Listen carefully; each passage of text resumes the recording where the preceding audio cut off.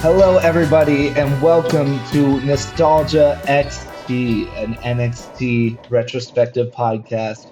Today, reviewing NXT Arrival. I am Jack, I am Moss. and we will be your hosts on this journey through NXT. The idea of Nostalgia XT is me and my pal Moss here.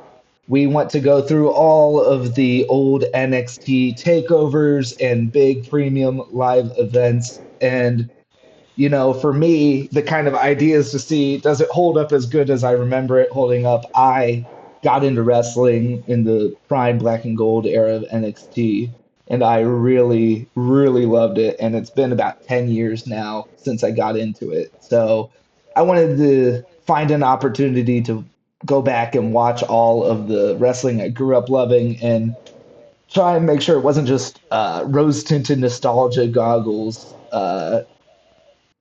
taking my vision over and make sure it's real quality. And we're going to start with NXT Arrival.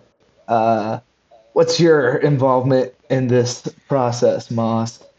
So, I have actually only started watching wrestling around 2 years ago when you showed it to me, and from falling in love with the New Day to meeting the Ring General Gunther, my king, Yes. I have fallen in love with the sport as Fuck both yeah. entertainment and as a way of storytelling that I wanted to be a part of this project to look at an era of wrestling that I've only ever heard about, but have only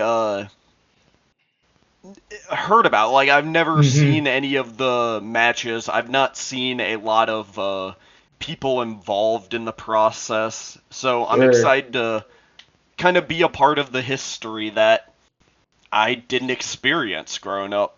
Yeah, so yeah, to kind of further go on with that, the reason I love having you on is because I think throughout this process, my assumption is we're going to discover, and what I remember is that this era of NXT, which is 2014, 2015 to about Yeah. 2021, to me is really the foundation of the wrestling you watch today. Everybody pretty much is influenced by this style. And this style goes back to before NXT when all these guys were on the independents. But this was kind of the first time I know that was like televised on a WWE level. And so I am hopeful that we're going to see the influence of NXT. We're going to watch these matches and see a bunch of stuff. And obviously, there's a bunch of guys who wrestled here who are still wrestling today. And we'll make sure to kind of keep updates on those guys as we go throughout this time period. But we're going to start here with NXT Arrival. Now, a little background on this. This is the first NXT kind of pay per view type show. It's not technically a pay per view, but it's their first like special event since 2012, 2 years prior. This happens in February 2014, where they had a tournament of sorts. But really, officially, this is the first big event for NXT. And it's NXT Arrival. And in the lead up to this, they're leading up to the launch of the WWE Network. Now, Moss, do you know what the WWE Network was?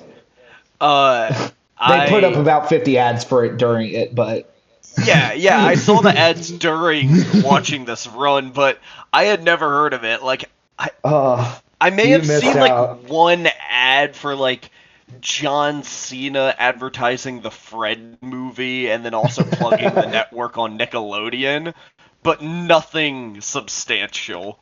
Okay, so the WWE Network was really special, and basically this NXT Arrival is the first event they have on the WWE Network, and basically it's their streaming service.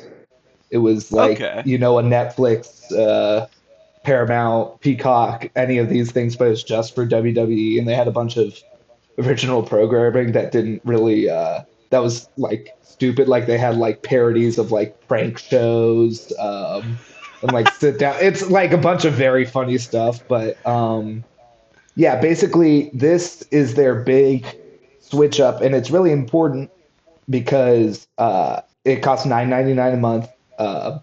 and it's a big kind of landmark for them because it marks the switch for them from the pay-per-view model, where every month or so you pay $60 for a show, and now they shift to the network, and you're paying $9.99 a month for all this content. You also get access to the entire backlog of WWE content, WCW stuff, like all wrestling history is basically on this thing. Um, and so it's a big I, switch up to kind of like this new era of streaming rather than pay per view. yeah, I think I've heard of it briefly. And is this what you were talking about, like the WWE archive would A be little like? bit. So in 2021, they move from the network. They sell the rights to the network to Peacock, effectively ending in the U.S. the network. And over the past couple of years, it's been kind of going away internationally as well. But yeah, the big kind of sticking point of that is that the archive is no longer just there of like all the shows. So they've been re-uploading stuff on YouTube and stuff, but it kind of it's less than ideal because they haven't uploaded everything, obviously, and also they kind of like get to pick and choose, like, oh, let's edit out that because it was a Yeah, little problematic. So it's a really glorious bygone era, sadly. But anyways, back on point.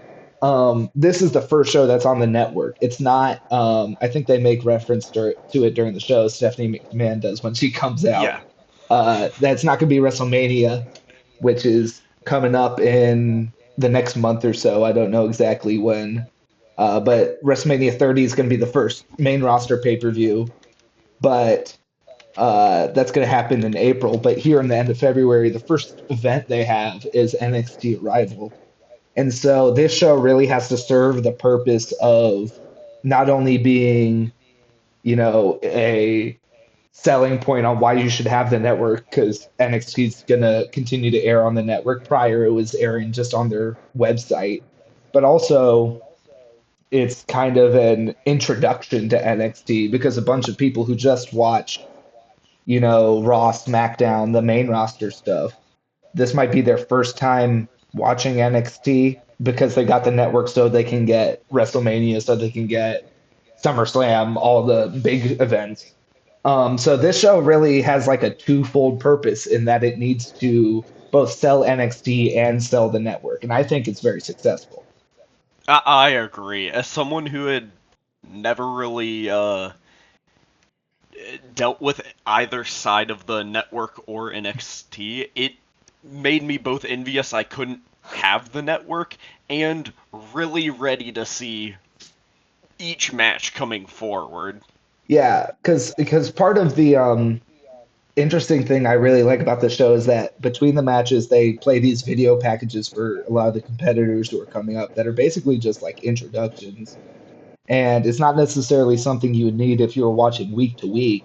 But I think knowing that they could have a big influx of an audience for this, I mean, um, kind of the reports at the time was the network at launch had about a little under 500,000 people sign up for it. So that's the maximum number of people who could be watching. And that's more than NXT was getting at the time. It was just a web series in the early 2010s. I think it does a great job in introducing you to the characters, introducing you to why this is different than the main roster, which at the time fans had a lot of frustrations with, and I think that's part of the reason people love this era of NXT so much. But yeah, I think they do a phenomenal job of really giving you the whole package of why you should watch NXT and why you should keep paying for the network. I guess, do you want to just do like a broad how we felt about Yeah, so this week's? how did you feel about the show? What was your general feeling watching it? I Quick I 2 hour show. really liked it. It's Yeah, really it was like fun. it. Yeah, just a little under 2 hours, and I I was in love immediately. The design choices, the Yeah. black and gold. It's Yeah, It's an so amazing look for everything. this is NXT Arrival, February 27, 2014. It's taking place in Full Sail University, which is the at this time kind of the permanent home of NXT. This is the first live NXT show they'd done. They usually tape, 3 or 4 episodes at a time. The weekly programming is an hour. Um, so they'd usually tape 3 or 4 episodes here, but they do this one live, and it's a really fun, intimate venue. It's got a capacity of about a little over 400. But it's 400 passionate. The fans were going crazy Yeah. throughout this whole show. Oh yeah, amazing fans. Yeah, and a little story is apparently for this show they had to turn away about 200 people from the door because they oversold the event. So it's pretty Damn. in demand. Yeah. And I think there were standing room seats definitely happening. So it's really very successful show in terms of giving off an audience, a vibe. NXT kind of at this time has a very cult following, and you Yeah. definitely see that. And I think this intimate venue, especially not touring around, really allows the fans to make a difference. I should also say NXT is supposed to be a developmental brand, so having these a lot of the newer wrestlers, what you'll see is a lot of them are not newer wrestlers, but they're just kind of being put in NXT to learn how to, work on television. Um, Yeah. but yeah, the crowd really strengthens the show. There were some moments where they were getting hype, and I was getting hype because of them. Not that the matches didn't deserve it, but because a great wrestling crowd really It's part of the performance. informs your reaction. If other people are hyped, you're more likely to be hyped, and of course, yeah, it's part of the performance. Yeah. So, without further ado, let's get into the rundown. Our very top of the show, we have Triple H comes out, and he has a bunch of weird fucking lights going off around him. Yeah. I was really confused about the perspective during this. I thought they were going to be shooting the ramp, but they were actually shooting the ring. They don't have the pyro budget in NXT that they do on the main roster. They just have a bunch of steam machines really going No, off, but to it be goes honest, crazy. I loved the look of the steam machines. The lights with them, it looked It was good. It amazing. was good. And we'll get into it, but at the end of the show, when Neville's celebrating, it was really fun. But Yeah. anyways, Triple H is in the middle of the ring. He gives his classic "Are you ready?" I Welcomes I us to noted NXT.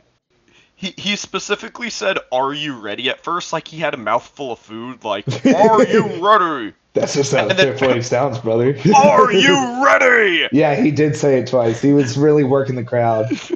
Um, he gets in the ring. He says, "NXT is the next generation, and the next generation has arrived." And he might as well have given a Jim from The Office look to the camera as he says, Yeah. "Arrive." Um, and interesting to me, maybe less interesting to you. This is the first time they use this video intro sequence and this song, "The Roar of the Crowd." In the TV leading up to this, they had a different, shittier intro. This one rocks really Oh. hard, in my opinion. Uh, no, I loved this video opening. It really got me Yeah. like looking through everyone. I was like, "Oh, this is gonna be awesome." Yeah, it was they put the nameplates up and the videos of them.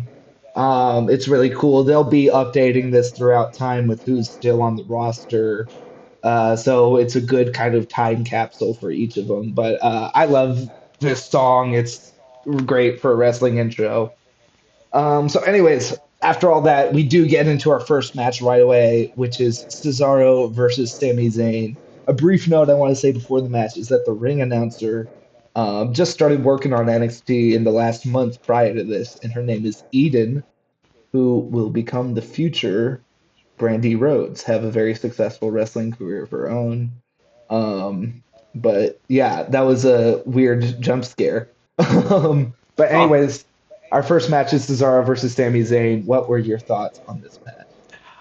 uh, to start, I want to say the first thing that jump scared me about it was seeing baby Sami Zayn, With his fuck ass which, music.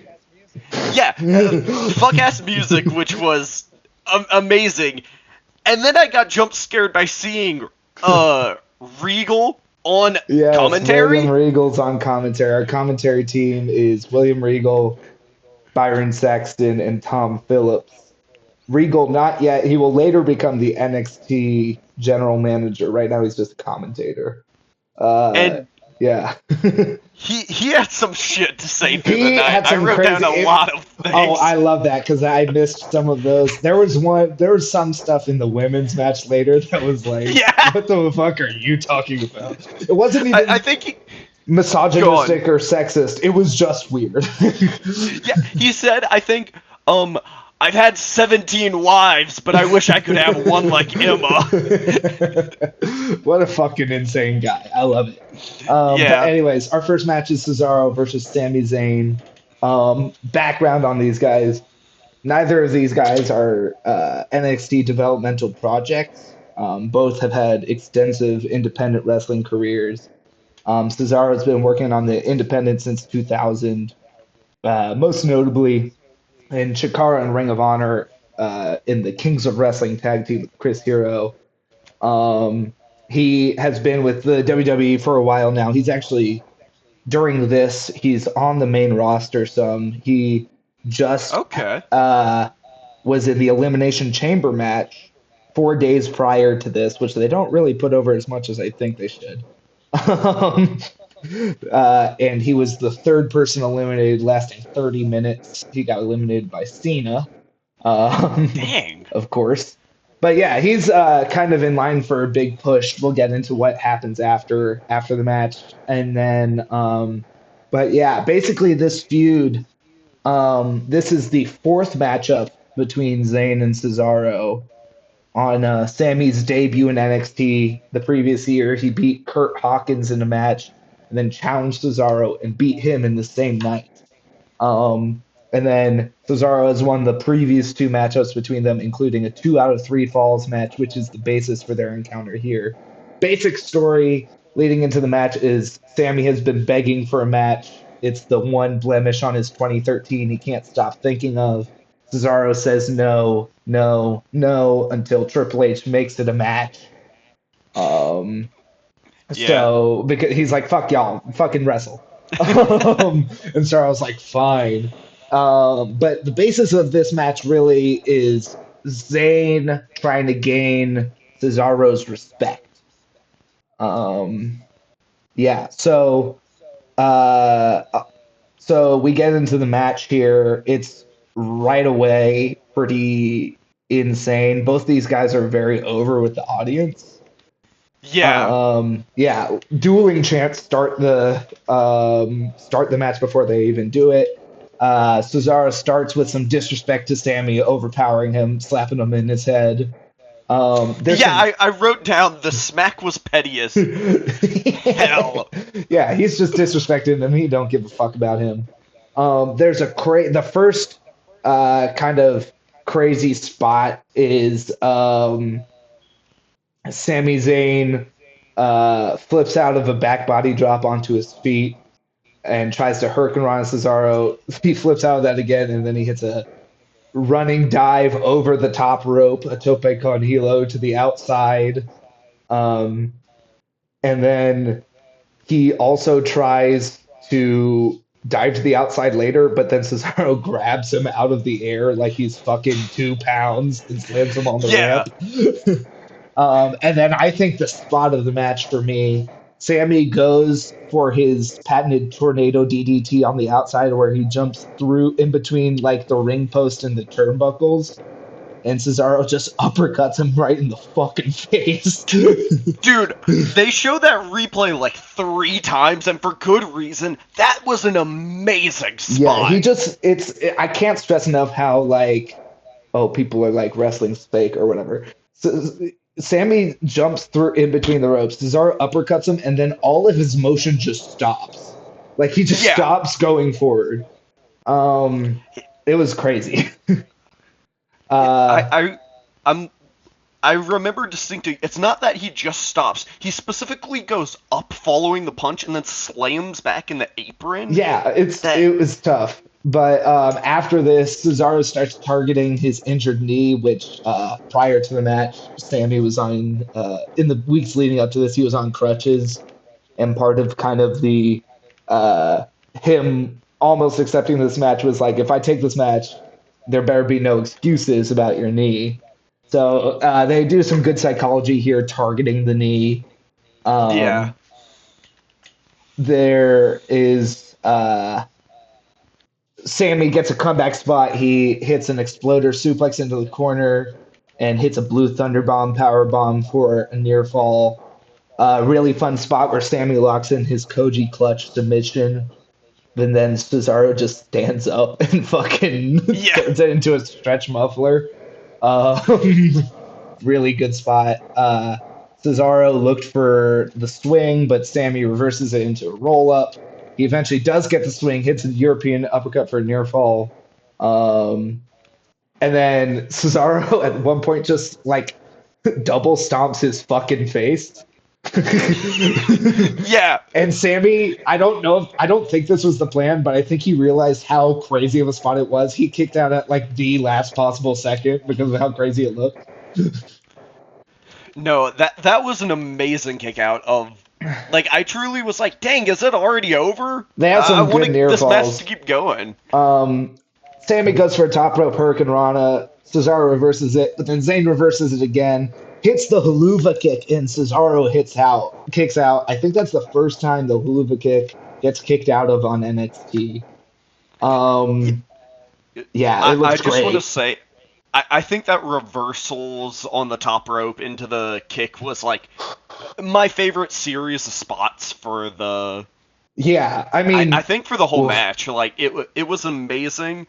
And then when he kicked Cesaro in the corner, I just said that's the kick that killed all Sammy's friends. Yeah, Sammy loves kicking the wrong people with that, so I was glad he hit his target. For once, we head into the closing stretch of this match. Cesaro starts hitting uppercuts, and Sammy like goes to the ground. He's telling him to stay down. He won't. We get the yay boo spot. Sammy hits a German suplex, goes for the haluva kick, but Cesaro jumps out of the corner before he can, hits a kick, and then Zayn hits a crazy Yoshitonic sunset flip that Cesaro just about kicks out of. I thought that could have been the finish. And then Yeah. Cesaro hits the lifting European uppercut. Zayn kicks out at one, which was based as fuck. But after that kick out at one, Cesaro hits a spinning European uppercut, which I think increases the power. And then he hits the Gotch neutralizer for the win. Yeah. Yeah, I love this match. It was nonstop action. It went 23 minutes, which is pretty damn substantial. It's the longest match of the night by about 8 minutes. And Yeah. they totally earned it. Yeah, I think I wrote in my notes it's the best way to introduce a new audience to either NXT or convince people it's worth paying $10 a month for this platform. No, I mean, especially knowing the knowledge of like it's trying to sell two things at once. I don't think there's a better way they could have opened the show. Like Yeah, both of Sammy and Cesaro had amazing selling for each other, amazing moves. The ring work was great. Did a lot with a gimmickless match that yeah, even after like you said, it was the longest match by 8 minutes. I wanted them to keep going when yeah. I would have been Cesaro fine put him watching them under. go more.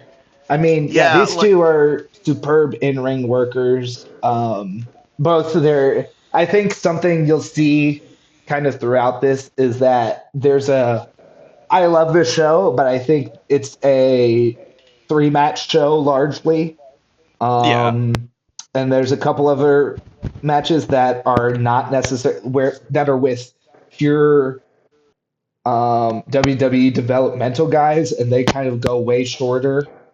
Versus yeah, these ones that go with these indie people who know how to work. They're really given the kind of trust of the office kind of to go 23 minutes, 15 minutes, stuff like that. And I think that's why you'll eventually see NXT is going to kind of turn into this indie darling show because WWE just starts signing these independent talents from around the world, and they come in and they're immediately better than the people they're trying to develop. So they kind of go, well, let's go with this. Fuck. I mean, if people love Yeah. it, these are the matches that get the biggest crowd reactions.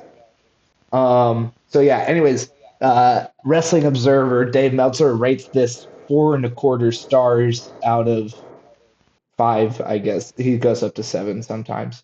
If he really likes some shit. But 4.25 stars, very fair. Really love this match. Um, this, I'm sad to say, in our NXT journey is the last time we will see Cesaro. He will Which be heading to the main roster. that kills me. I was loving Cesaro, and Yeah, he's the best. It's all I don't. I think we failed to mention this, but currently he's running his gimmick with the We the People gimmick with Zeb Coulter and Jack Swagger, which I was laughing about a lot because he is like a Swiss man who speaks like 10 languages, and he's entering with like a "Don't tread on me" snake. yeah. It's just like, and it's like he's over, and he's like obviously his act is a heel act, but he's like so good at wrestling that people love him. But it's just really funny to see a Swiss dude who speaks like 10 languages run in a libertarian gimmick. Yeah, his gimmick caught me off guard insanely because I saw the "Don't tread on me" snake and went, "Oh, okay." And then I heard the crowd chanting "We the People," and I was like, "What the hell is going on?" Yeah, so I guess a little background on it is it's a stable with Jack Swagger, who's like a super American guy, and then Cesaro is like this weird like foreign heel, but he's doing like an American gimmick. But it's supposed to be a heel gimmick. Um he's not supposed to be the good guy. I mean, Zeb Coulter is like the old man manager for these guys, and he's like parodying like Alex Jones.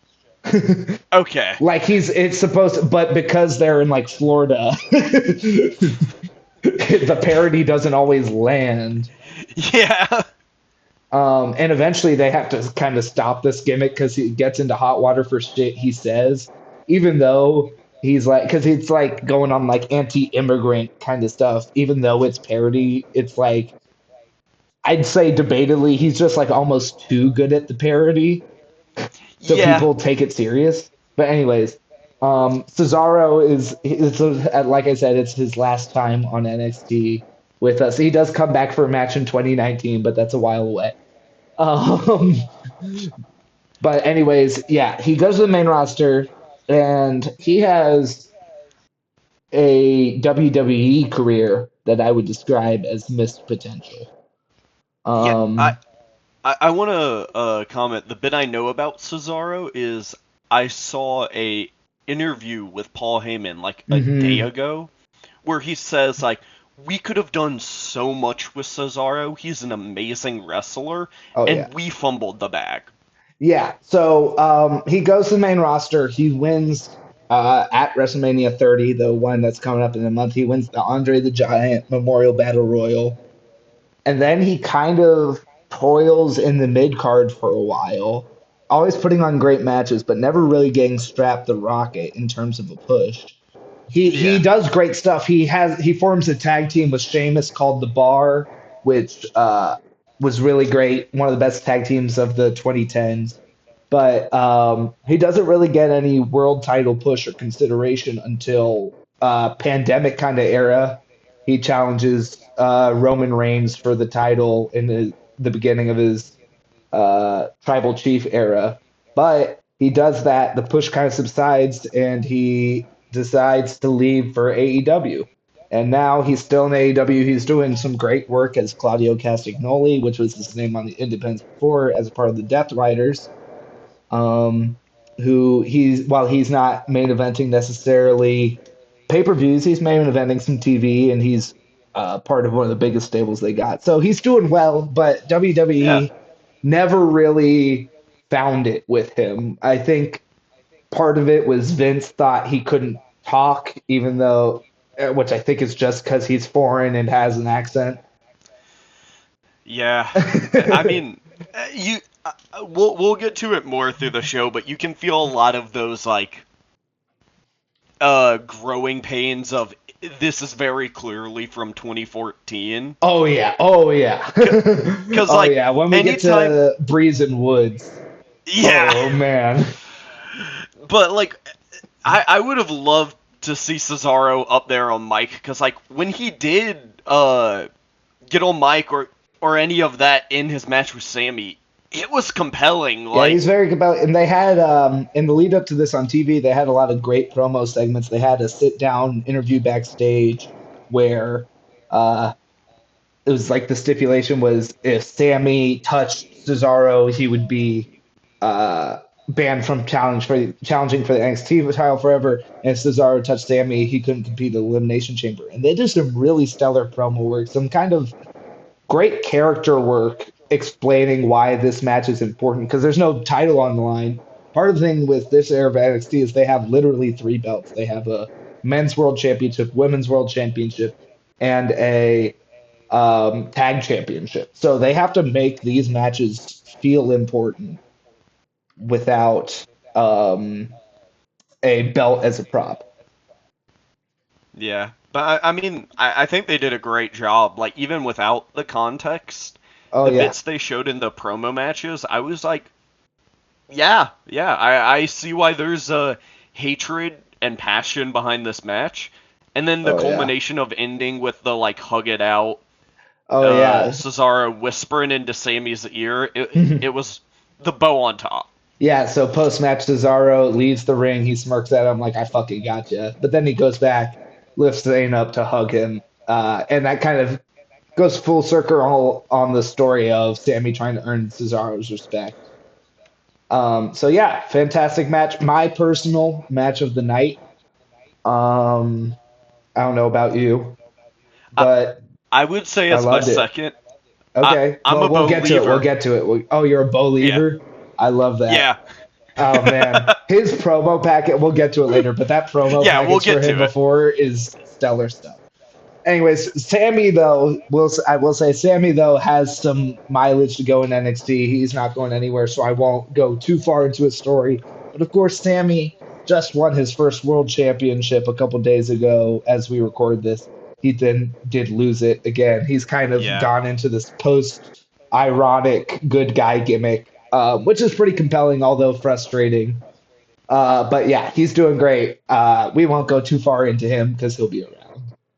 yeah, So next up, we have a Mojo Rawley promo package about staying hyped. His philosophy is that if when you get hyped, it allows superhuman achievements. One can take it one level higher by staying hyped. yeah. He said specifically, "I don't get hyped. I stay hyped." Yeah, that's his And gimmick. What a guy. I I was cracking up. You could very much feel the early 2010s Oh yeah, man, just this oozing guy. out of the press. Yeah, these two. The next match is Mojo Rawley versus CJ Parker. These two have some more mileage in NXT to go, but I will get a little into where their careers are going because they both have kind of fascinating follow-ups to this. Spoiler alert, I don't know if you could tell by kind of them in general, but neither is going to play a huge role in the main event scene. But they Yeah, both, after this, go very interesting places. But anyways, we get Mojo Rawley versus CJ Parker. This match is kind of these two don't have a personal story for each other. This really is a match to get Mojo Rawley over CJ Parker. CJ yeah, Parker and he is fascinating.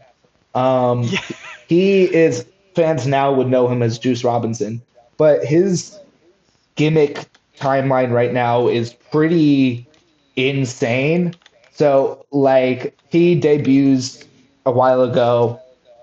He was a babyface and he's running this gimmick as the Moonchild, and the whole thing is he's a hippie. He got Yeah. so unpopular that about 2 weeks ago he just went, well, the Moonchild doesn't care about you anymore, and he just turned heel because he was being a face so poorly. No, I thought he was supposed to be a face with his like fun skipping to the ring, Yeah. and then Regal's like admirable effort to spread joy. I'd like to sock him in the mouth, and I was like, why do people hate him? Yeah, well, what you don't know is that he's a dirty heel because he doesn't like that people are melting the ice caps. Um, they don't like that he dry. Okay, so I'll go in the February 12th episode. He has a match with Ty Dillinger, who you'll see later. But he squashes him. He grabs the mic and he asks why the crowd doesn't love him. He says he reduces, reuses, and recycles. He says he scoops in a fuel-efficient Ford Fiesta, so why don't they care for him? He then says, I'm not making this up, he says the people are sheeple, which is a crazy pull for 2014, I feel like. I mean, I was like 11, but I still feel like we weren't pulling that out at that point in time. No. He says he should boo the crowd for melting the ice caps, the ozone, cutting trees, etc. And then, in response to this, the crowd starts chanting USA. Oh, Jesus.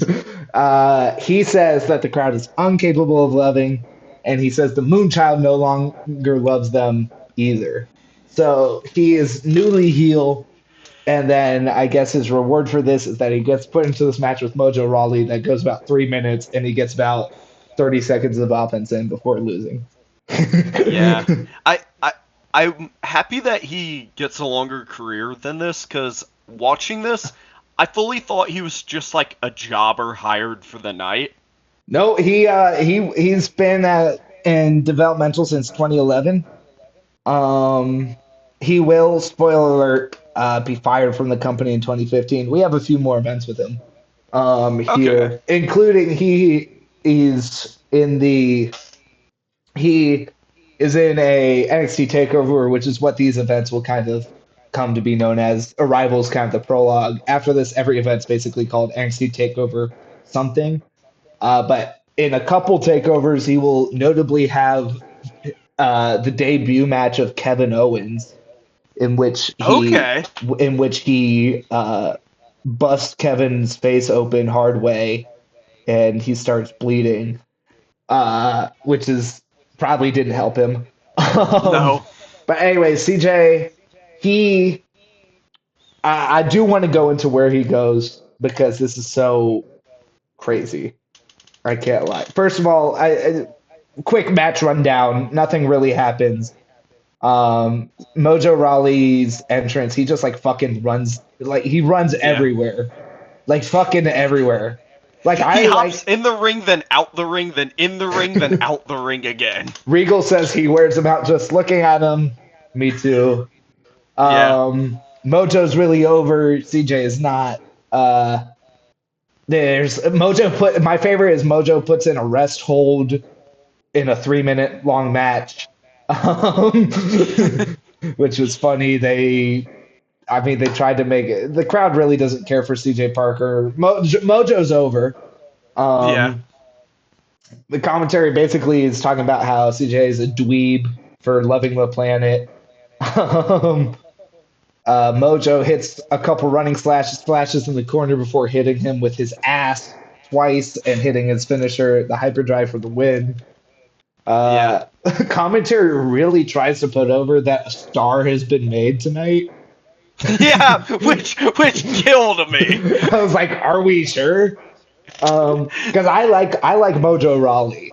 A little background on him is that he's a former NFL player, and he got a calf injury while playing for the Arizona Cardinals. And he rejected offers to become like a financial service worker for the NFL and decided to switch to WWE after they offered him a developmental deal. So he's a likable guy. Nowadays, he's like pretty much like he doesn't wrestle a ton, certainly not on TV nowadays, but he's one of the smarter wrestlers out there, um, in terms of like sharing opinions online and not being a dick. Yeah. Um, but yeah, I mean, this is kind of a nothing match to me. I don't know, what were your thoughts? I felt the same. I mean, like you could tell from my reaction to Parker, I thought he was just a jobber to further put Yeah. Mojo even further over. Because like I could tell Hmm. the crowd was already loving him, but even the commentators were like, "Yeah, I'm gonna drive around in my SUV. I couldn't care less. There's only 1,000 polar bears left," Yeah. which felt like most of That was all what William Park. Regal, by the way, was Yeah, he was on one once for this match as well. it felt like Parker could have done more, which is going to be my statement for a few people tonight. Yeah, we have Is a just like I couple match run where it's like whoa, and then eventually it picks back up. But yeah, yeah, but it's I mean it was a fine match. I yeah. thought especially for a former NFL player, Mojo Rawley was I mean a delight to watch. He had He great he he vertical and moves used it well. he moves in such an energetic way. Of obviously the hype thing is what it is. Um, yeah, he's an entertaining watch, but in terms of match quality, not a lot of story behind it. I guess it feels kind of odd because like this match makes sense on like a weekly TV thing, but in what is Yeah. effectively a pay-per-view, it feels a little out of place. After the Especially like match, an opening yeah, pay-per-view. exactly. Yeah, after the match, Mojo Rawley finds the scrawniest white guy with his merch on and points to him. And the white guy does not respond. He No, is a even though deer in headlights. he's wearing his merch. Um, but no, he doesn't respond, and it's I mean, at least it was quick. I will say that Yeah. it didn't Yeah. drag out that much. Meltzer gives this one star, which is fair. Yeah. Yeah. Next, we get a backstage promo package for Emma preparing for her NXT Women's Title match. I loved this promo package. I, Uh-oh. I personally I had a lot of like I love what Emma is bringing to the character. I just wish Okay. she had a better gimmick. Okay, this is interesting. And maybe this is partially past me. I really love this gimmick. Um, because she's just oblivious, like awkward. I can understand how maybe in some ways, like this is me defending it. Yeah. I feel like while it can appear demeaning, Yeah. I think that's the worry. I think her control over it is so stellar. And I love the awkward arms dance move. No, the dance, the evolution, Yeah, really great she says the stuff. evolution is coming, which is really awesome. She is like, they ask her about like, oh, you're awkward. She's like, I don't know if I'm awkward. I think this just hits on my like comedic kind of joys, which is just like I think I would have problems with this gimmick if it was her being like this and then she didn't know how to wrestle either. But as we'll see in the Hmm. match later, she could really go in the ring and she's like permitted to kind of be very technical in the ring. So I think it's Yeah. fun. Um I yeah. think for me, it's like a thing of I don't know how much of this was like a oh I'm down to do this gimmick or early women's wrestling. The two Okay, ideas well, we have. Yeah. we'll get into that once we get to the women's match because there's a lot of context and details I kind of we need to go over for that. You can tell that match Yeah. is really a landmark match. Yes. Um, but Because I mean, yeah. like you were saying, Emma is an amazing wrestler. That's why it was Hmm. like I can tell she's got not only good character like for staying in it, but amazing moves that Hmm. I just didn't know where to land on the gimmick. Gotcha. Anyways, before we get to that, we have a quick promo package for the Ascension showing that they're dominant, which leads us into our NXT Tag Team Championship match. Ascension comes out and they have a mystery opponent. They have Yeah. held these belts for 148 days at this point, not really facing anyone of note. They won the titles off of Corey Graves and Adrian Neville, though, so that was of note. And their challengers are the Attitude Era Act, Too Cool, Which which I have never seen them, and I was overjoyed. yeah, so they ran with Rikishi back in like the late '90s, early 2000s, and I think this is actually super clever because at first they came out and I was like, "What the fuck are Too Cool doing here?" But then Yeah. they start showing video of them in the '90s and 2000s, and then I'm like, "Wait, it's an ad for the fact that you can watch old Raws on the network." Yeah, no, that is a good way of showing that. Yeah, I because didn't they think showed about that and I was that. like, "Oh, okay." Um, So the Ascension, it's a longer match than the Mojo match, but it is still relatively quick. Um, Brian Christopher, aka Grandmaster Sexay, and Scotty Too Hottie are here, and I just want to. There's one thing I want to point out. In this match, would you say it was fair to say that they were treated as some old timers? Everybody was Yeah. like, "These people are like." At every turn, they're like, "These people are fucking old." So Scotty Yeah. Too Hottie, who, to be fair, is now bald. He is 41 years old, and Grandmaster Sexay is 42. The current age of the World Heavyweight Champion Roman Reigns is 41, and the current age of the WWE World Champion is CM Punk, who is 47. Yeah. No, it was really weird. They were treating them like Ric Flair had hopped in the ring to fight, Yeah. and they just kind of looked like normal wrestlers. Yeah, which is very 2026 of us. Not that they're old, but in general, the kind of age of WWE wrestler for sure has gone up as it's a lot of the same people who are wrestling now who are still on top Yeah. in 2014. But anyways, it's a fun match. Scotty, the kind of worst part for us is Scotty Too Hottie goes for the worm, but he gets cut off. He had a fun hot tag spot too. Victor Yeah. hits him with a clothesline. The Ascension hits the Fall of Man, which is their tag finish, which was, by the way, an awesome finisher. No, Um, yeah, the Ascension had not only that, but also the tag team leg drop yes. earlier in the match, and both looked The fantastic. Ascension are really cool here. They win, and they are still the tag champs, so we'll keep seeing them later. Um, in further takeovers. Match gets 1.25 stars from Dave Meltzer. Probably fair. It's kind of a nothing match, but it's fun for what it is, but it doesn't try to really be that much. Yeah.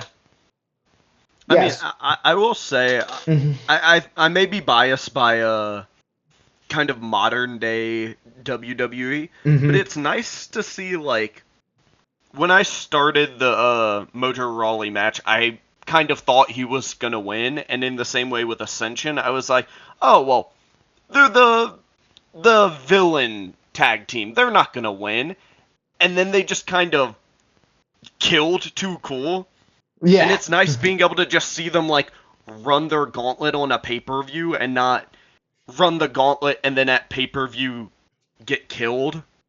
Yeah. So, yeah, I agree. And I think also something that you reminded me of while saying that is that this show, compared to current WWE, and part of the reason I think I love NXT, there's like it's very nonstop pace wise. There's very few ads.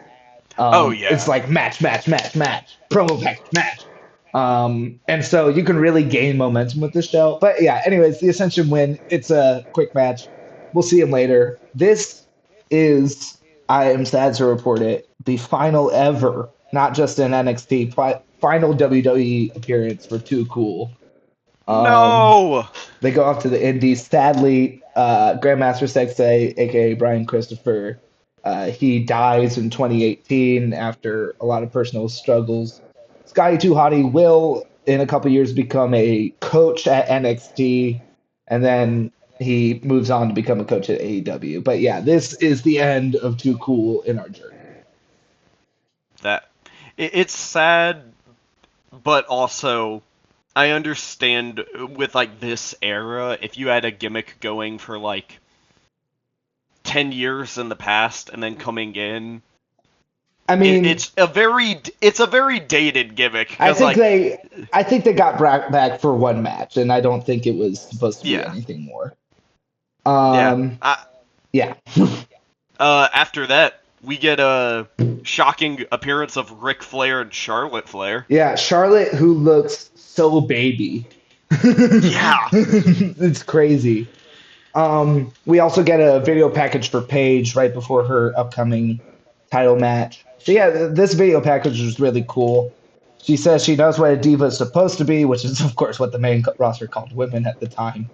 But Yeah. she's going to be herself. She is the first NXT Women's Champion. And thankfully, NXT calls their champions Women's Champions. But the main roster will not change their title name from the Divas title to the Women's title for about 2 more years. Oh, Jesus. Yeah, it's not a short. It takes till 2016. They changed it at WrestleMania 32. Yeah, as you said, Charlotte and Ric Flair are ringside. Charlotte's been on NXT TV in the lead up to this. There has been Emma has been feuding with Alicia Fox and the BFFs stable, which is Charlotte Flair, Sasha Banks, and Summer Rae. But Emma's been coming out on top. Kind of crazy to see where Charlotte and Sasha are then compared to now. But anyways, before this match, do you know what this match needed? No, More Stephanie McMahon. Yeah, I think it needed a bit more Stephanie Because Stephanie McMahon comes out. First of all, she comes out. People start booing. Yeah. Which is awesome. Not an atypical reaction. She eventually gets some cheers by saying some cheap kind of stuff. She says... I wrote... Go on. No, you say it. I wrote down specifically, she says, I am a proud McMahon, slight cheers, and then adds, and woman, to more cheers, which I really liked. You can tell this is... So we're at kind of a turning point here. Because the main roster still does not particularly respect women's wrestling at all. Not at all. Yeah. They still call it the Divas. NXT, they introduced this women's championship a little under a year ago at this point. And they call it the women's championship, which is an indicator. NXT has been doing good women's wrestling for a good amount of time at this point. Their matches on TV are frequently getting time. Okay, yeah, so for comparison, NXT is doing really good stuff right now, having good weekly kind of stuff. And then on the main roster, you're not really getting a lot of women's wrestling. On Elimination Chamber, there was one women's match. It was 4.5 minutes long, and it ended in disqualification. Okay. So, and NXT's doing great stuff every week. I'd say it's still not perfect. Obviously, it's 2014, but they are giving them respect in a way that WWE just hasn't done ever. It's happened, on the indies, on TNA, and kind of the earlier, in like the 2000s, late 2000s, their Knockouts division was great. But in terms of WWE wrestling, there's really nothing that's on this level. So anyways, we have Paige versus Emma. What were your thoughts on this match? I want to say first, I'm happy they got the time they did, because... Goes about 13 minutes. Yeah, starting into it, I was assuming it was going to be another shorter match, and I wasn't super hyped to see, like, the only women's match of the night getting such a short time, but they had 13 minutes and used all of them. In my mind, pretty good. I thought liked this the was match. an awesome match. It was my second favorite match, even more than the latter one. One thing I will say, I'm just saying, One thing I will say is before we get into this, I really want to go into the background of these two because um, they made some hints at it on commentary. But Paige, when this is happening, she's 21 years old. Um, Dang. and she's been NXT champion for a little under a year at this point. So she might have even been 20.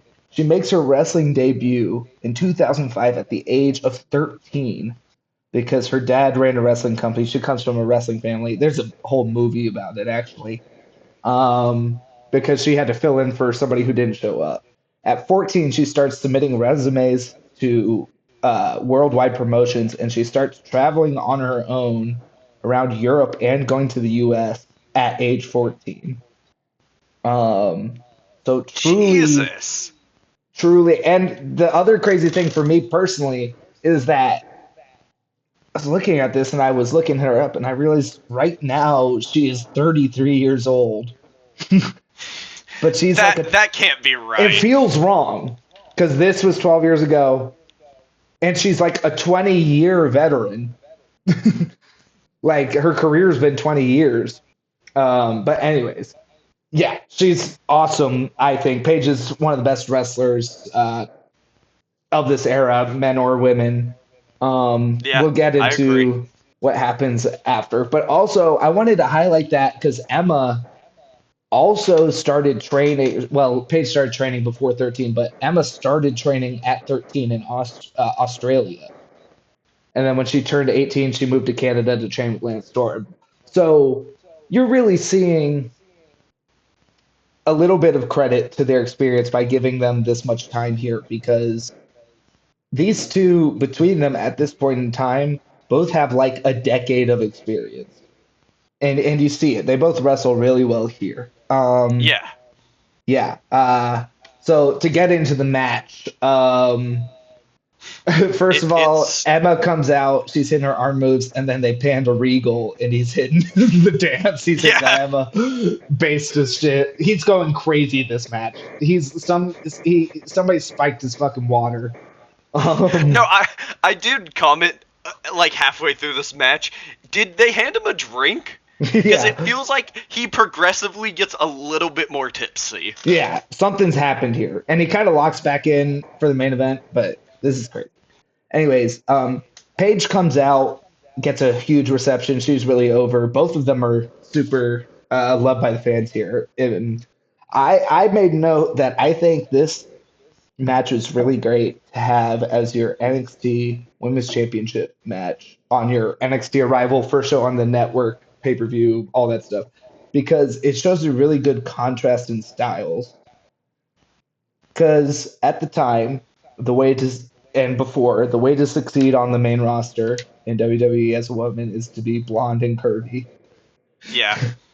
But here you have Paige, who's completely away from that style. She's got kind of a goth look going. She's pale and British, and she's awesome.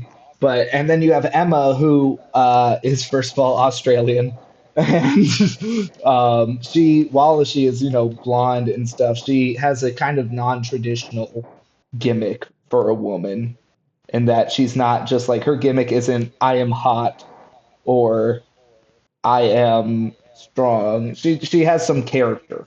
So I really Yeah. enjoyed that clash of styles here. Before the match, Stephanie McMahon, for some reason, has to shake both of their hands and hold up the NXT Women's Belt. And I was like, Yeah. why are you still here?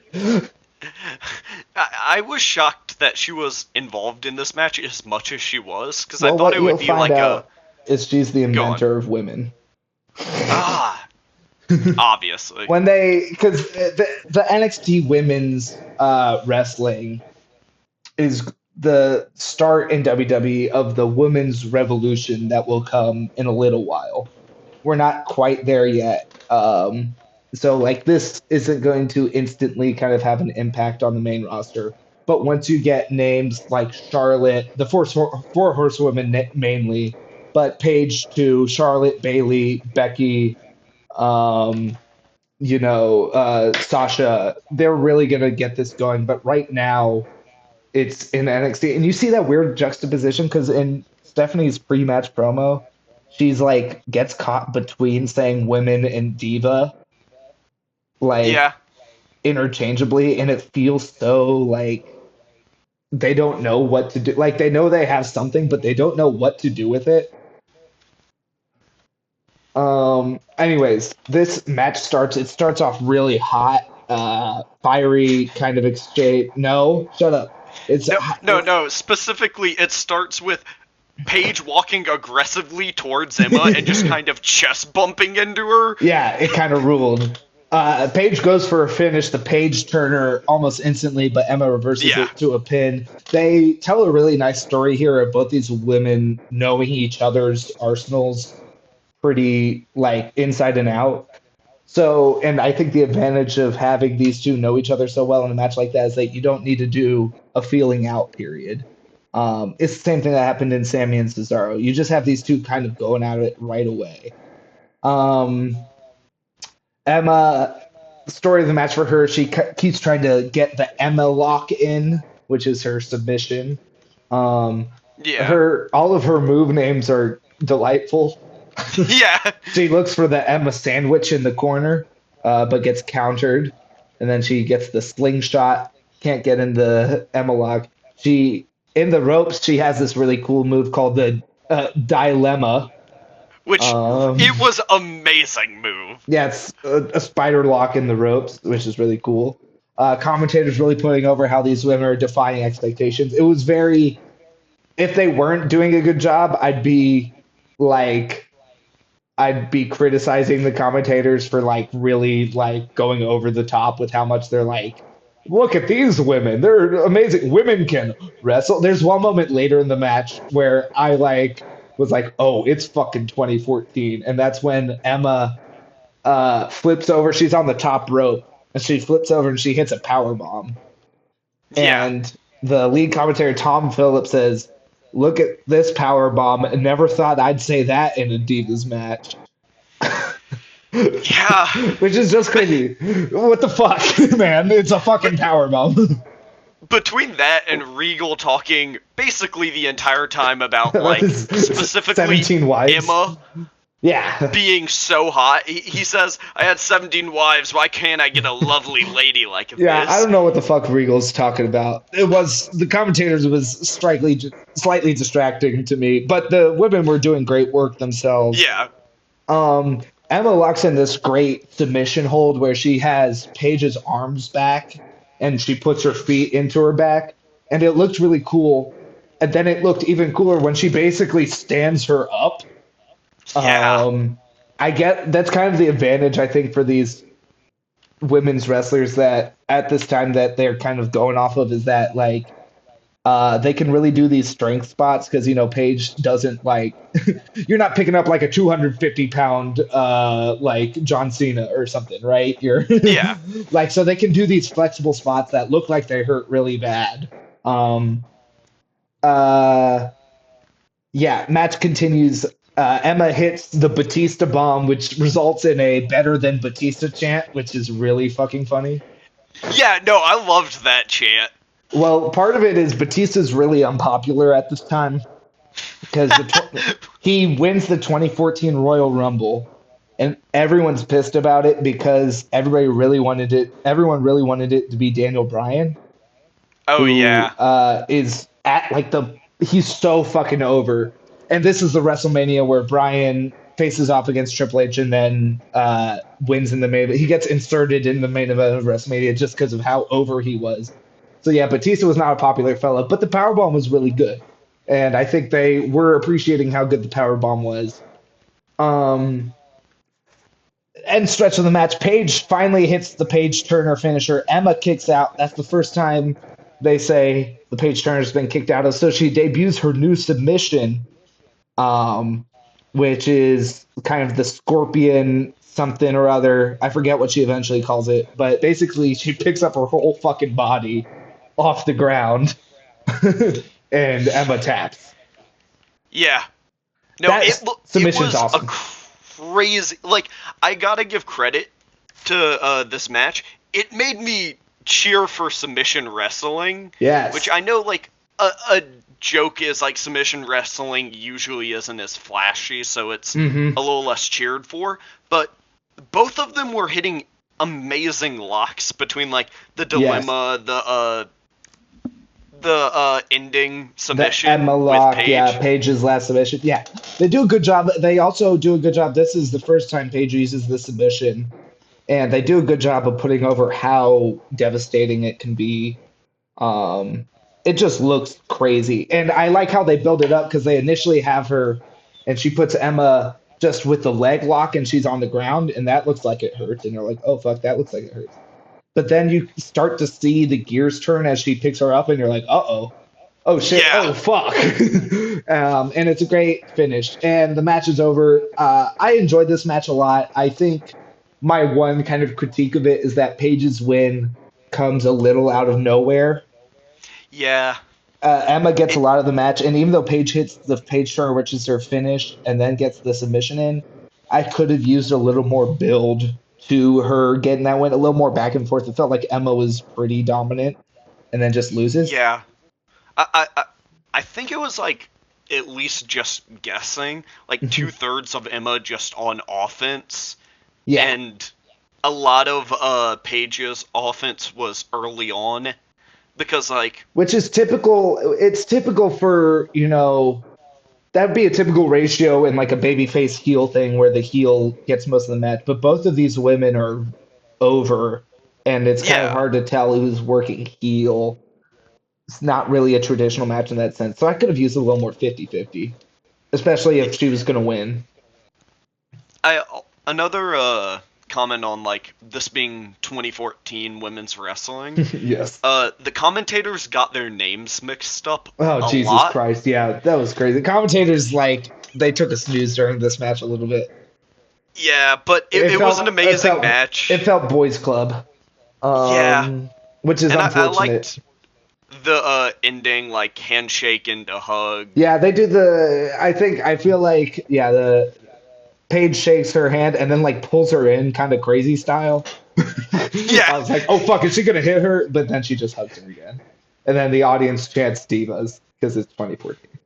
yeah. Anyways, that match was excellent. We Emma will stick around, but even though Paige retains the NXT Women's Championship here, this is the last we're gonna see of her. Oh, really? Yeah, it's sad, but she goes on a really crazy career trajectory, if I'm honest. So after this match, she holds on to the belt for a little while longer, and then she debuts the Raw after WrestleMania and challenges AJ Lee for the Divas Championship, which she wins on her first night, becoming the youngest ever Divas champion at 21. So, because she wins the Divas Championship, she is forced to vacate her NXT Women's Championship after 301 days. Okay. So while it's a frustrating end for us, this is kind of the developmental side of NXT where you can lose a wrestler mid kind of arc because the head and the hand are doing different things. You have Vince McMahon in charge of main roster, and you have Triple H in charge of NXT. And Triple H could have plans for somebody like Paige, but then Vince goes, "I want Paige now," and that kind of Yeah. overrules. Um, but yeah, she has kind of a wild career arc because she wins that Divas Championship at 21. She's really instrumental in the Divas Revolution, later the Women's Revolution, thank God.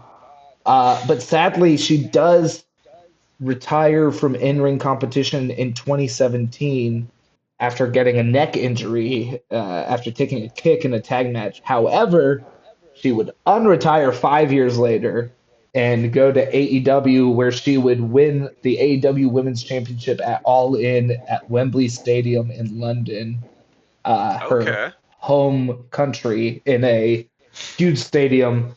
And then this year, she just returned to WWE, and she's currently one half of the Women's Tag Team Champions with Brie Bella. That's. You know what? I'm happy for her. Yeah, so I always like rooting for Paige. She's had kind of like a slightly controversial personal behind the scenes kind of stuff, but she seems like a lovely person if I'm honest. And I'm happy she got back in the ring because she was out from 2017 to about 2022. Um, so yeah. And then Emma will stick around. We'll get into her career more after. She is not done just yet. But she will kind of be overtaken by the upcoming crop of women around her. And that takes us to a backstage promo package with Neville, the man that gravity forgot. He just Yeah, talks a lot about how he flips around and shit. and pushes up really close to the camera. Yeah, he's eating the camera. Um, there's a video package for NXT saying it's more than an evolution, it's revolution. We see Pat Patterson and Dusty Rhodes ringside. We get a random mention that JBL is the current GM, and then it kind of goes Yeah. away, and that doesn't matter. And then we get a match that when I saw it on the rundown, I was so excited to see it. Yeah! We have Tyler Breeze versus Xavier Woods. This is a pre-New Day Xavier Woods. They're going to form in about 4 months. But right now, he just debuted on Raw, and he enters to the Funkadactyls music.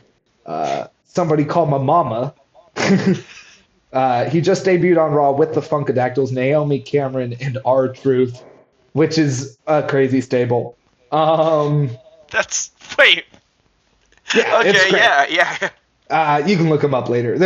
He beat Brodus Clay in a match to temporarily win the rights to use the Funkadactyls music. So that's what he's up to. In 4 months, he's going to form the New Day, which will go on to become the most successful tag team possibly in WWE history. Although at first they weren't exactly over. And then he's here to face Tyler Breeze, who has a very 2014 gimmick. Yeah. I love it, but it is very 2014. He comes out with his phone, and he's got a selfie cam on, and the selfie is live streaming to the screen behind him at about 10 frames per second. It was an amazing intro. Like, both the commentators hyping him up by calling him, like, Prince Pretty. Yeah, he's Prince Pretty. His old phone. His fucking iPhone 3G or whatever the fuck, and also the lights.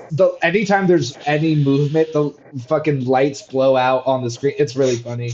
I love Tyler Breeze. He actually is instrumental in Xavier Woods' career as well, but we'll get into that later. Really quick, there's a Breeze is gorgeous chant before the match happens. Yep. Which I love. Breeze is gorgeous. We're gonna get a lot of Tyler Breeze in this series, don't you worry. I'm so excited. But the ref goes to ring the bell, match is about to start, and then Alexander Rusev comes out, the Bulgarian Brute. Breeze and Woods actually get the jump on him, and then he just says fuck off, and he beats them up. Puts the accolade, his finishing submission on Woods, while the ravishing Russian Lana says Rusev is the next generation, the super athlete. There's another USA chant. Rusev speaks in presumably Bulgarian, but I did not do my research, and then his music plays. That is the match. What'd you think? Yeah. I was, like you, really excited when I saw, oh shit, Xavier Woods versus Tyler Breeze. This is going to be an amazing match. I don't know Tyler Breeze that much, but I know both of them are great wrestlers. Let's go. And then I hear another entrance, and I'm like, okay, it's going to be a triple threat. That's going to be amazing. Nope. And then it lasts, I think, 3 minutes. It's not even there's no official match time because the match never starts because Rusev wasn't in the match. Yeah. And Woods and Breeze don't have any contact. It's just Rusev. Fun kind of information about them all. This is the last time we see Xavier Woods in NXT because he has to go form the New Day, which will of course go on to be absolutely wonderful, most decorated tag team champions in the company history. And of course, just a couple months ago, the New Day got their release from the WWE. So we'll see where they go with that. Yeah. Woods had been with the WWE development since 2010. He worked in TNA and New Japan prior as Consequences Creed, which was he had like a slight like Apollo Creed kind of thing going. Um, but yeah, he was an indie guy, awesome wrestler and stuff.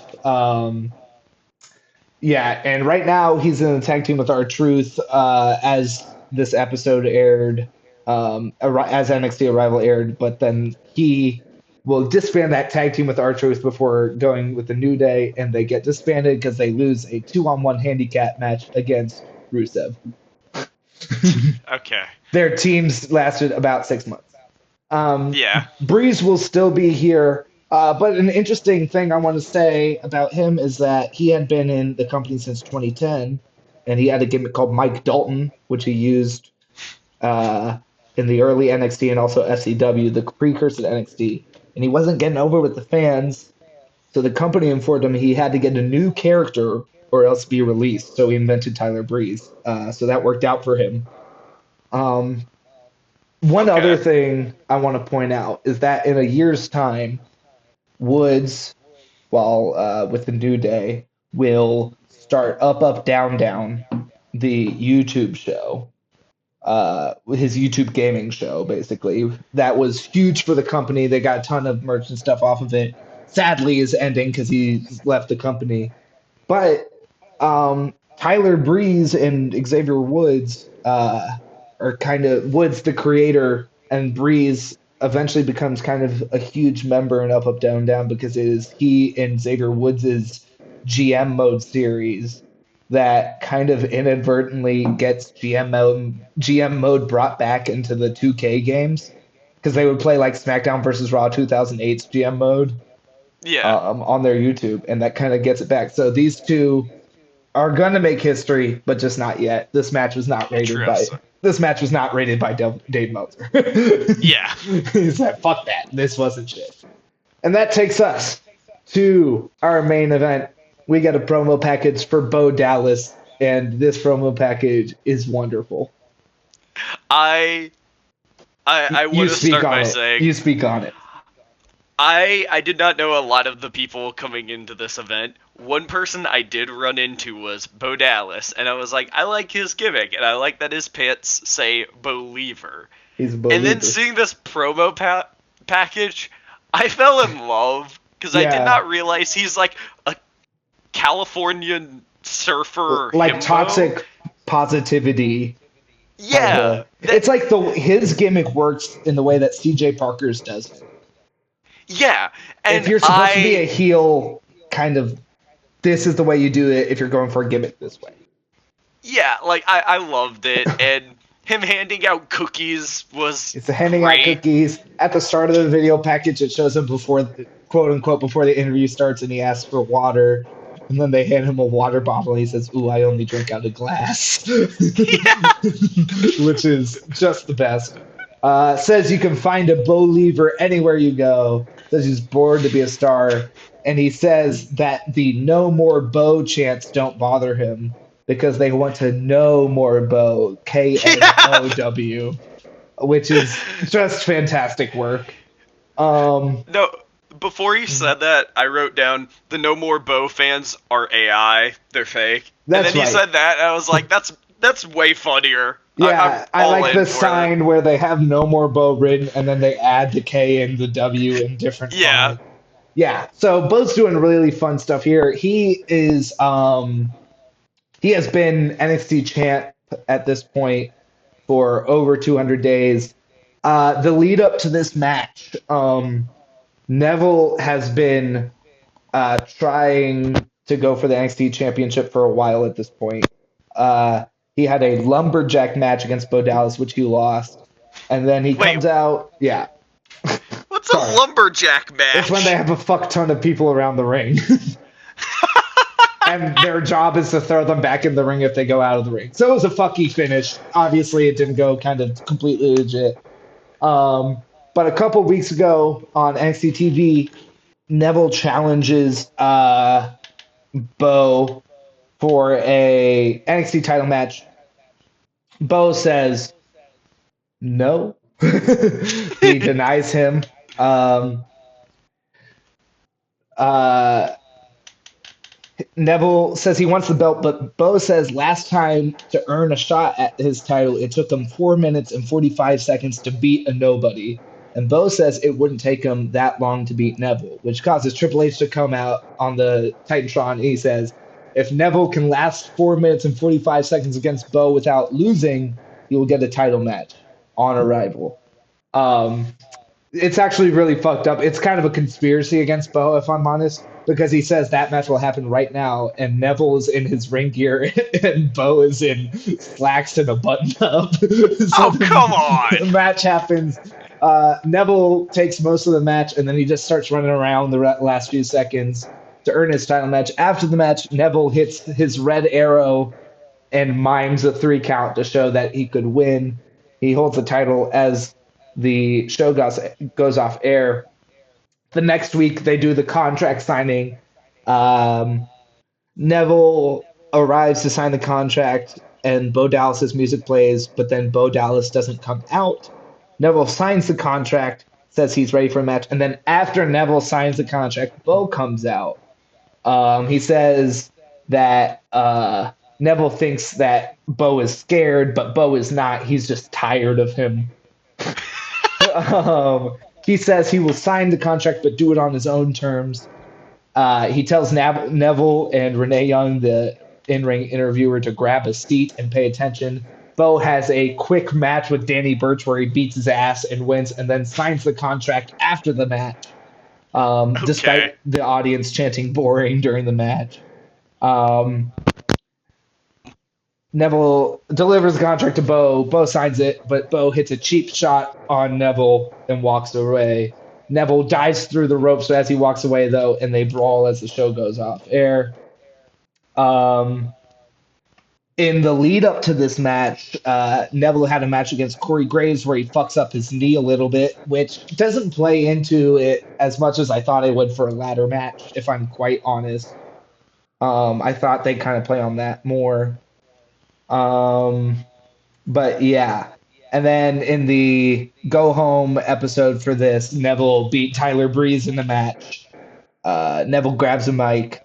Bo Dallas interrupts him and says he's climbing the ladder of success, to which he starts laughing at himself for about 15 seconds because he said the word ladder. Yeah. During Bo Dallas's promo, the crowd chants CM Punk and Daniel Bryan because they don't like him that much. That's what you do when you're bored at this time, is you chant CM Punk or Daniel Bryan. Neville gives Bo Dallas a chance to give him one shot at his face for free, but Bo slowly starts taking off his button-down shirt, taking off his stuff, and then he goes out of the ring and doesn't do anything. And that leads us to our match tonight between Neville and Bo Dallas. You said you really loved this match. What were some of your overall thoughts? I think this was my favorite match of the night. It's a good match. I love it. Other than the HBK coming out, that was HBK crazy. Shizzle He was going fucking promo. He was going off the cuff. He didn't have a fucking script. No, but other than that, the match had amazing spots. Yeah, it was awesome. I loved it. I was pausing every 10 seconds because I was having to write stuff down or but you didn't want to miss a shot. Yeah, and I did write at the beginning, under Bo leave, there's no shot Bo keeps his title. No, it's NXT Arrival. It's their first show. They want to have a big babyface win. But it's a lot of fun. I also want to point out the ladders are not like the traditional silver ladders you see in most wrestling matches. They're caution tape, black and gold, NXT colored, which I thought was a fun detail. Yeah, it's awesome. It really works in this kind of darker setup. Especially, we'll get into all the spots, but there's one where it's like wedged in the corner, and Yes. Adrian Neville like runs off of it, and it makes it look like he's just running on air, Yeah, which he does the tornado DDT running off of it. It's really cool. He's such a slick mover. He moves so yeah. effortlessly. His nickname is the man that gravity forgot, and it's pretty accurate. I really love his work here. Um, One thing I want to point out is throughout this match they make a big deal about going under ladders Yeah. because Neville has his entrance and he immediately goes under a ladder, which is like I made it and I was like, oh, that's weird, that's bad luck. And I thought it'd just be a cute little note I made. But then Bo Dallas comes out and he doesn't go under a ladder. And William Yeah. Regal fucking latches on to this for the whole fucking match. He's like, that just tells me something about his mentality. I'm like, what the fuck are you talking about, man? Yeah, I wrote This was down is funny, walking Regal. This Yeah. was better. Like the women's match was distracting. This was just like funny. Yeah, because he was adding to like the match and how like ridiculous of a character Bo Dallas At one point, he is. just goes, "I think I'm rooting for Neville." I mean, he's also British. He's just like completely throws away any like sense of impartiality. I wrote down, is walking under the ladder gonna kill Adrian Neville? It Because they were almost does. treating it.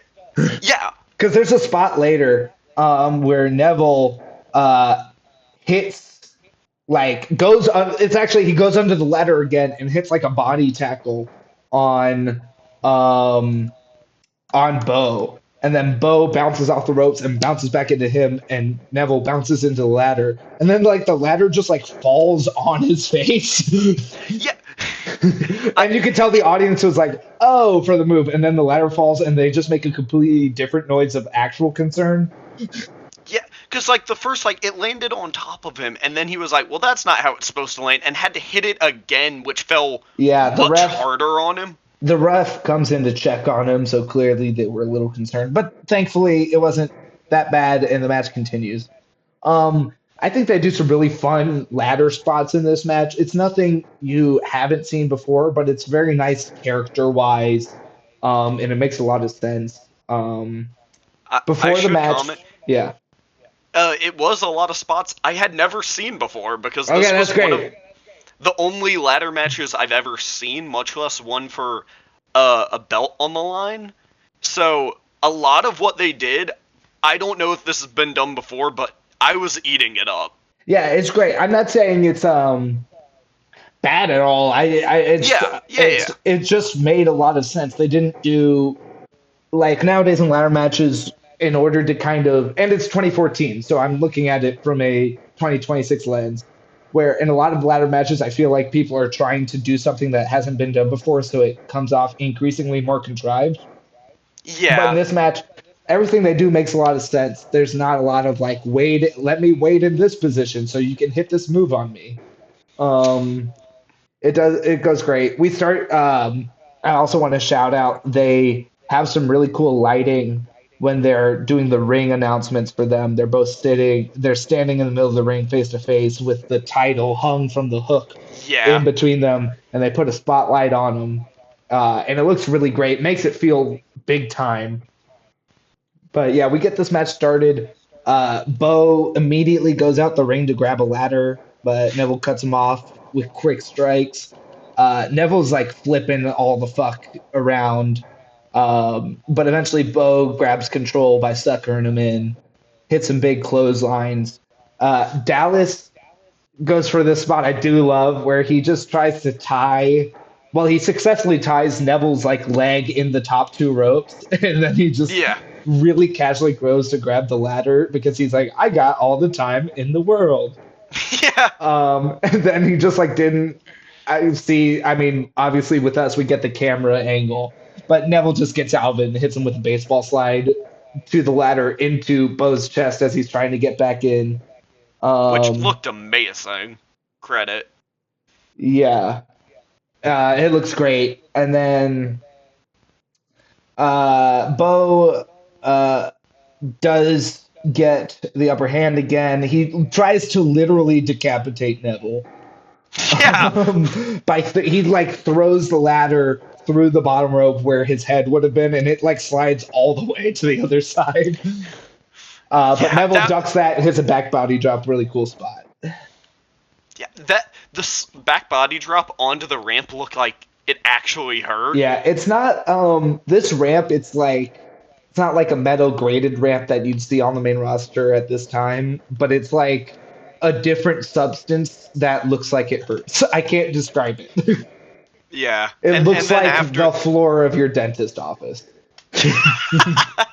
And it looks like it Yeah. hurts.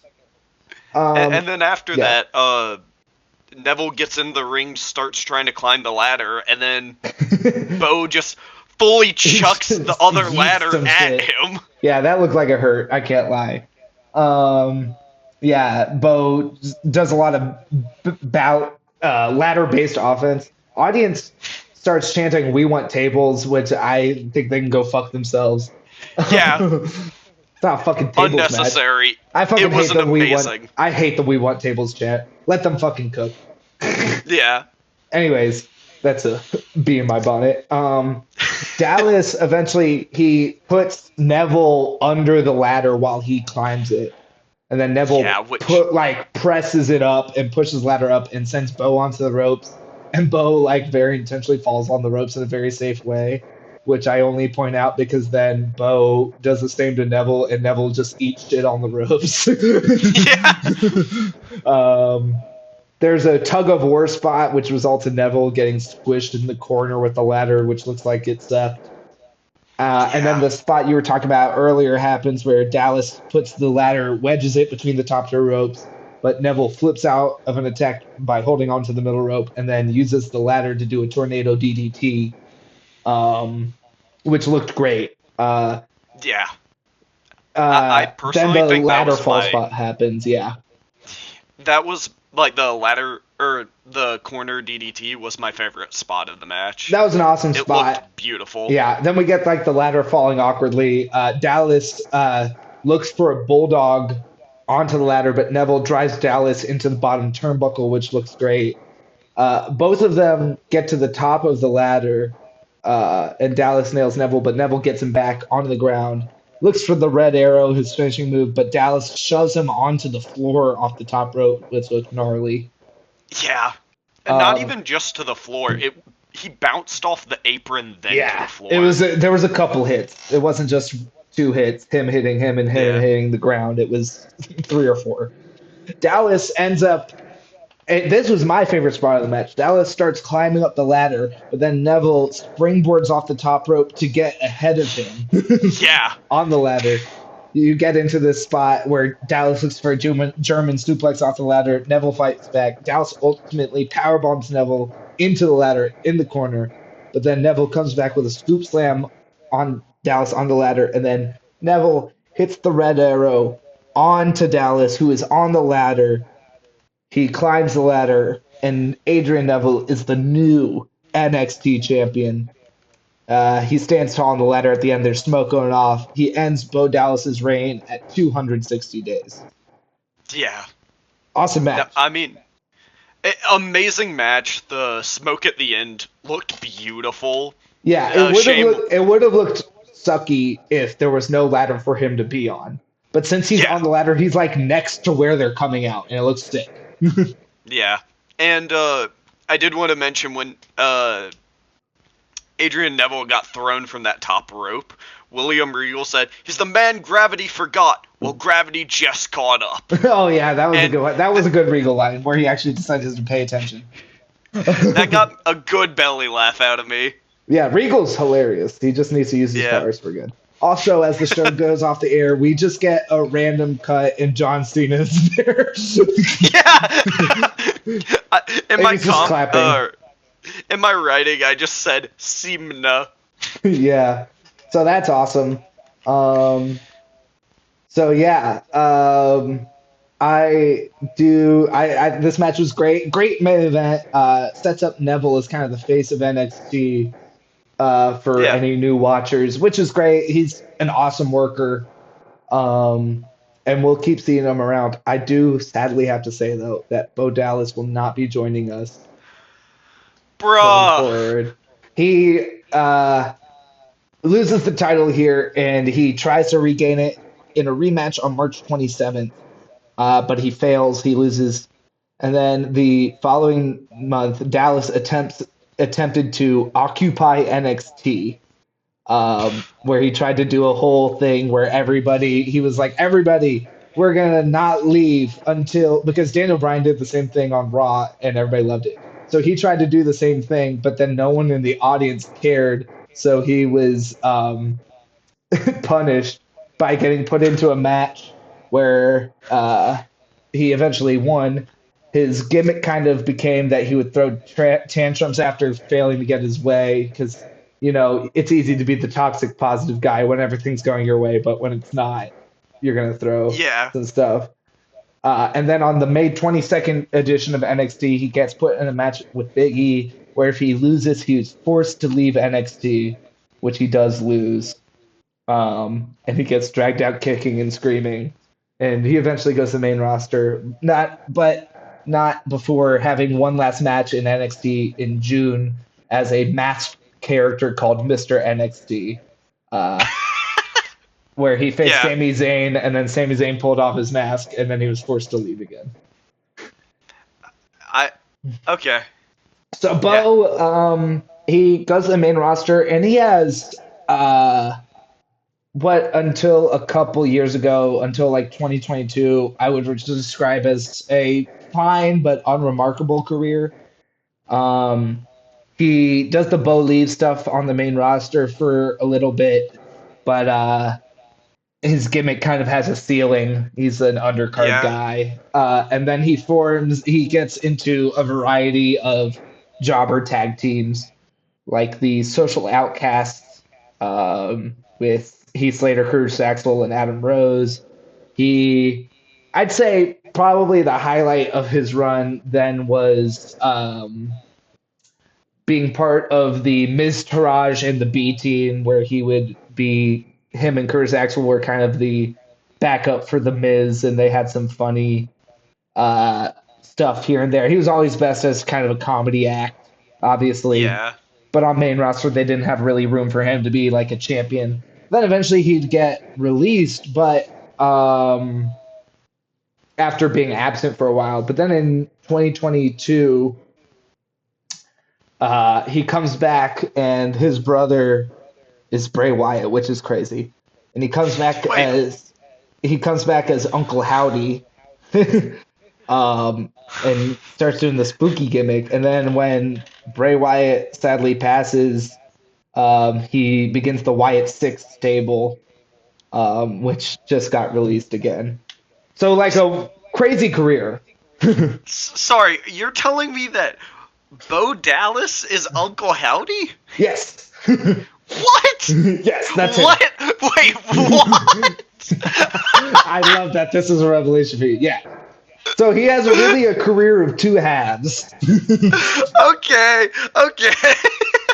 So yeah, he's Uncle Howdy, and then he just recently got released again and has ended his 17-year career with WWE, which is it's really a fascinating tale. I've always had a soft spot for Bo Dallas. I understand he wasn't necessarily built to be hugely successful on the main roster. I think he was always going to be an NXT food. But yeah, that's the last we'll have of him in our series, sadly. Adrian Neville, of course, the new NXT champion. We will be seeing him around. Yeah. He's not going anywhere for the time being. And that is NXT Arrival. What were your overall thoughts on the show? I personally thought it was an amazing start to not only what we're doing going through all the pay-per-views, but also to NXT as a whole. It had it's really some good. pretty solid matches. It had some good character work, and even the shorter matches, you could tell there was stuff in there that either would be explored on a weekly show or in a different pay-per-view that I left thoroughly enjoyed. Yeah, for me, I really enjoyed this show. It is not prime NXT this is really the prologue for our series because after this, we get our next show, NXT Takeover, and that show is very successful, and it becomes kind of the brand identity for NXT. Every show after that is named NXT Takeover something else, and Yeah. I don't know when it's going to start, but eventually you're going to start getting these NXT Takeover shows, and they're going to be really tight. Every match is really going to matter. Um, Eventually, in I think 5 or 6 events time, we get NXT Takeover Brooklyn, which is the first time they go away from Full Sail University and they do the show in an arena. They start doing these NXT Takeover shows, and they do them on the Big Four pay-per-view weekends on like the Saturday before. So they do like Saturday of WrestleMania before WrestleMania on Sunday, or Saturday of SummerSlam before SummerSlam Sunday. Okay. So they do it in these arenas, and that's really the NXT I remember. I jump in at NXT Takeover Dallas, which is in about 2 years' time from this, so about 8 takeovers from now. Um, Yeah. but I'd say their prime really starts with either Takeover Unstoppable or Takeover Brooklyn. I mean, Brooklyn's obviously the one because it's in Brooklyn. It's different, but yeah, that's It where we're looks at. like Brooklyn's actually right after Takeover our Our Evolution. Well, it's a couple of ways. So next we have NXT Takeover, then we have Takeover Fatal Four Way, then Takeover R Evolution, which is a dumb name, then Takeover Rival, then Takeover Unstoppable, then Takeover Brooklyn. Okay. Okay. So there's a chunk, and there's a lot of good stuff that happens. I don't want to undersell it, but you can tell it's starting to find its identity because you still Yeah. have CJ Parker, Mojo Rawley, you still have Ascension versus Too Cool, Tyler Breeze and Xavier Woods being interrupted by Rusev. You still have kind of these things that, if my recollection serves me correctly, will not be present in what people kind of consider prime black and gold NXT. But you do have Cesaro versus Sammy, Neville versus Bo, Paige versus Emma, which are really clearly kind of hallmarks of NXT's eventual identity, which is great in ring wrestling.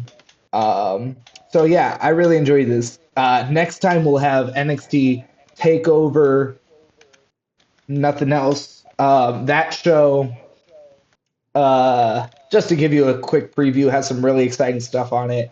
The main event is Neville versus Tyson Kidd, who you'll meet soon in an NXT Championship match. We also have Charlotte Flair versus Natalia for the vacant NXT Women's Championship. You have Tyler Breeze versus Sami Zayn in the number one contenders match. You have a tag title defense for the Ascension, and so there's a bunch of exciting stuff coming up for that show. But yeah, I think that is all for NXT Rival. Any final thoughts? Um, I'm sad to see Bo go. I'm excited to see Breeze actually fight. That's awesome. So, to all the Believers, thank you for watching Nostalgia XT. We'll see you next time.